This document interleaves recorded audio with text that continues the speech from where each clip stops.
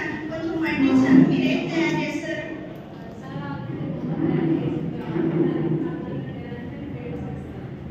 లేదు, మీకు ఇచ్చిన దాంతో మీరేం తయారు చేస్తారు? సరే, ఏదో ఒక కుండ తయారు చేస్తారా? ఎంత లెక్క అమ్ముతారు ఆ కుండని?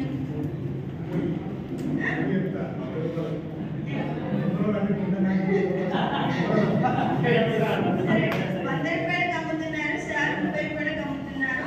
నేను చెప్పాలనుకున్నది ఏంటి అంటే, భగవంతుడు మనకిచ్చిన ఈ జీవితాన్ని మనం ఎలా మార్చుకుంటున్నాము, దాన్ని బట్టి మన విలువ అనేది పెరుగుతుంది. మన విలువని 30 రూపాయలకి ఇస్తున్నామా, 100 రూపాయలకి ఇస్తున్నామా, మన విలువని పెంచుకోవడం మన చేతిలోనే ఉంది. అవునంటారా? అలాగే నేను చెప్పాలనుకున్నది ఏంటంటే, మనుషులు 3 రకాలుగా ఉంటారు. ఒకరు ప్రథములు, ఉత్తములు, మధ్యములు. వాళ్ళు ఎలా అంటే, ఆరంభింపరు నీచ మానవులు విఘ్నాయాస సంత్రస్తులై.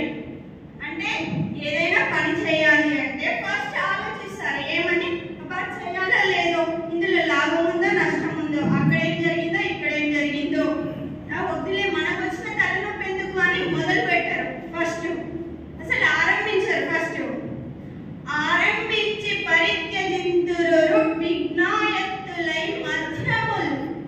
మధ్యములు ఏం చేస్తారంటే, మొదలు పెడతారు అందరినీ చూసి, తర్వాత ఏమనుకుంటారు, అమ్మో ఇందులో ఏది జరుగుతుందో నాకు తెలియదు, నాకు వచ్చిన తలనొప్పి ఎందుకురా బాబు అని చెప్పేసి మధ్యలోనే వదిలేసి వెళ్ళిపోతారు. వీళ్ళెవరు? మధ్యములు.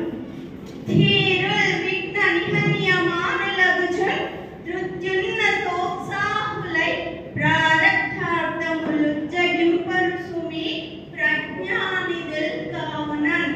ఇలాంటి వాళ్ళే ఎవరు? ఎన్ని కష్టాలు వచ్చినా, ఎన్ని నష్టాలు వచ్చినా కూడా అందరికీ ఆదర్శంగా నిలబడతారు. అలాగే నేను కూడా ఈరోజు నారాయణ సార్ని ఆదర్శంగా తీసుకొని ఎక్కడ కూడా వదిలిపెట్టకుండా నా బిజినెస్ లో సక్సెస్ సాధించాలి. అలాగే ఈరోజు చెప్పాలనుకున్నది ఏంటంటే, ఈరోజు అంటే మా హస్బెండ్ స్వతంత్రాన్ని కోల్పోయిన రోజు అనమాట. అందరికి అర్థమైంది, అర్థమైంది, ఎంతమందికి అర్థమైంది? ఈరోజు మా పెళ్లి రోజు అనమాట.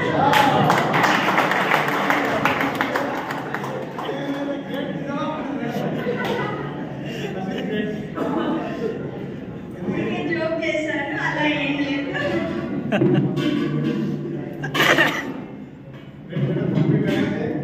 Thank you, sir.